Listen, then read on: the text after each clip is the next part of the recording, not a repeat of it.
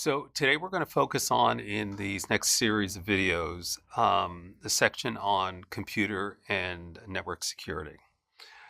Just as a brief introduction, with the increasing use of computers, there's really been a growing importance of computer security.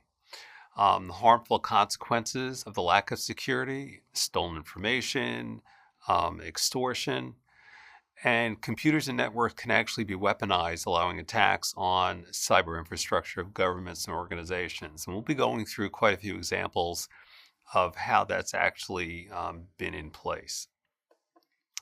But first, we're going to spend a little time talking about hacking. Let's start with the definition. So hacking, the original meaning was somebody who was an explorer, a risk taker, a system innovator. And it started with the MIT Tech Model Railroad Club in the 1950s. And in 1959, after taking a newly created course in computer programming, some of those hackers shifted their attention from model trains to electronic computers. A great example of how that evolved is one of my favorite movies, is War Games, which was released in 1983, shows an example of how just a teenager was able to potentially hack into government computers. But the modern meaning of a hacker is it's someone who gains unauthorized access to computers and computer networks. One of the things that we need to focus on with hacking is what hackers do. And they're basically looking for logins and passwords. In 2013, Ars Technica asked 3 hackers to actually attack a list of 16,000 hashed passwords.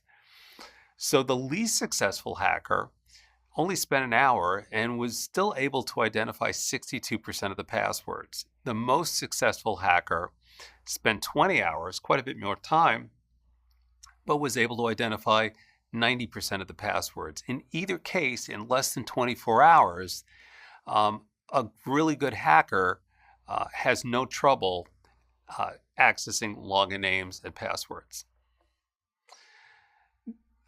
Let's talk about 5 methods for obtaining login names and passwords. So I'll go through examples and definitions of eavesdropping, dumpster diving, social engineering, brute force searches, and dictionary attacks. So let's start with eavesdropping. It's basically looking over somebody's shoulder to learn their login name and password, which is why whenever you're asked to put your password or login name in, hopefully you're doing it in a secure setting. Dumpster diving is basically looking through garbage for interesting bits of information. That's why shredding is really important, because if that information is not as obvious to find, dumpster divers will have a hard time actually getting your information. Third is social engineering. It's actually the manipulation of a person inside an organization to gain access to confidential information. So if I was interested in getting into a company's information, I would make friends or get some information on how to impersonate a person who actually works inside the company. And then I would actually then be able to get into the computers, and nobody would realize it because I would actually be that person. Fourth is what's known as brute force searches. Basically, passwords are constructed from a set of 95 characters. So we've got 26 uppercase letters, 26 lowercase letters, 10 digits, and 33 symbols. So the total number of passwords up to a length of 6 is about 744 billion. But if you're dealing with, if you're having a computer do it, it can actually try all these combinations in minutes. And the last is known as a dictionary attack for longer passwords. So it's using lists of words that commonly appear in passwords, and they generate what are known as candidate passwords using a variety of strategies, such as combining words and inserting random characters before or after the words. So some people just use password 123. Anything that would be obvious, to your name. That's why it's much better to use a password which has, multiple symbols and not something obvious. So what are the penalties for hacking? Well, there's 2 acts which focus on hacking. One is known as the Computer Fraud and Abuse Act, and it actually criminalizes a wide variety of hacker-related activities. So things like transmitting code that damages a computer, accessing any internet-connected computer without authorization, transmitting classified government information, trafficking computer passwords, computer fraud, computer extortion. And with the Computer Fraud and Abuse Act, the maximum penalty is 20 years or $250,000 fine. The second act is known as the Electronic Communications Privacy Act. And this act states that it's illegal to intercept telephone conversations, email, and any other data transmission. So it's a much broader act. And the crime to access stored email messages, without authorization.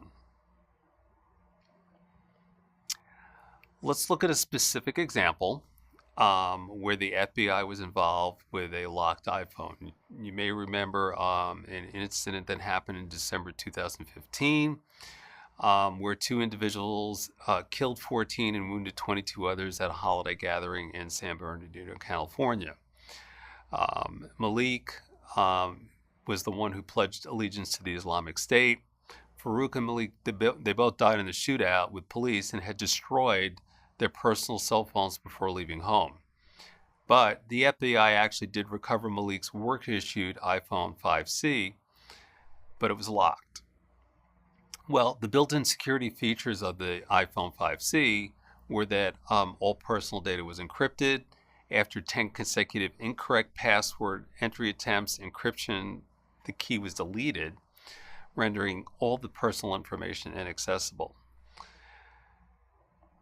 So in February 2016, the FBI asked Apple to create a new version of iOS that disabled the password security features, but Apple refused to cooperate.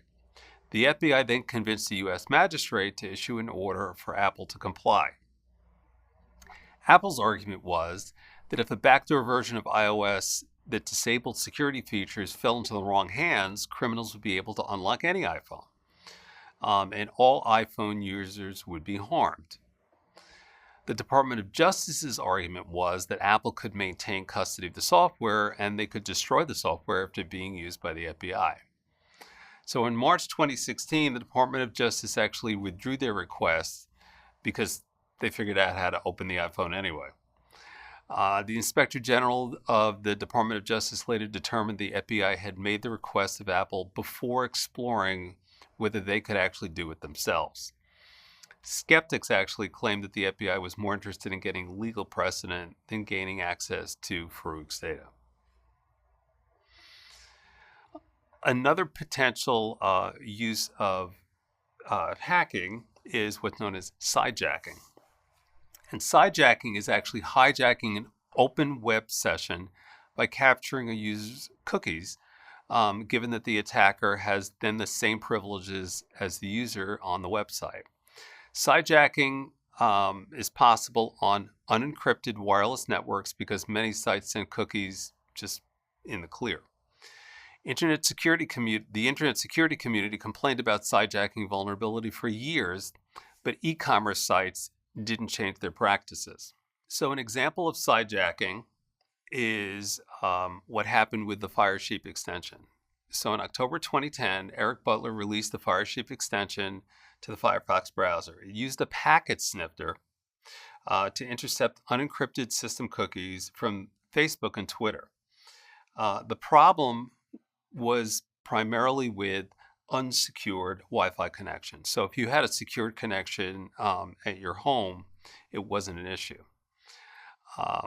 But Firesheep actually made it very possible for ordinary computer users to easily sidejack web sessions and basically get the password and contact information through Facebook and Twitter. There were more than 500,000 downloads in the first week, and it attracted obviously a great deal of media attention.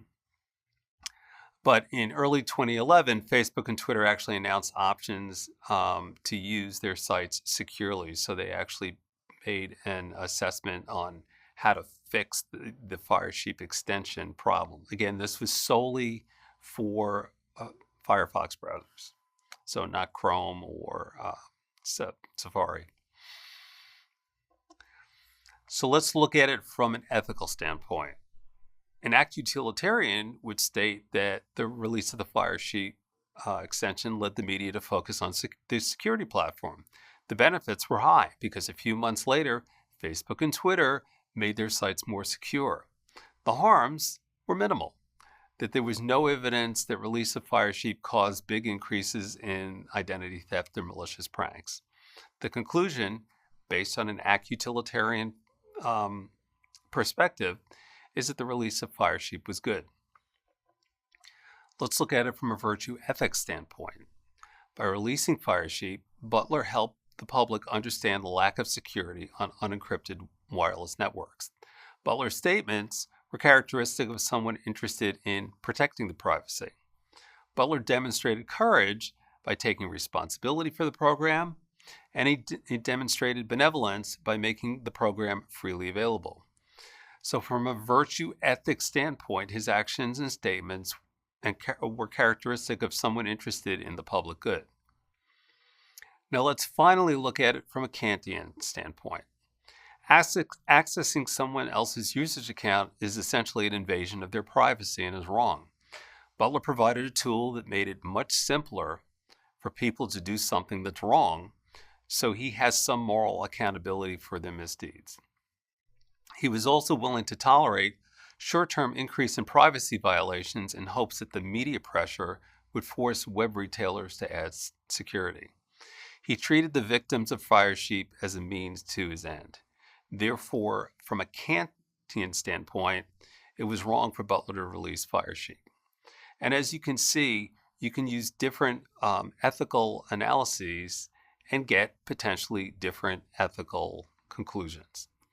So we need to be very careful when we go through the process and analyze any potential issues of which one of these ethical approaches we believe is the best for us.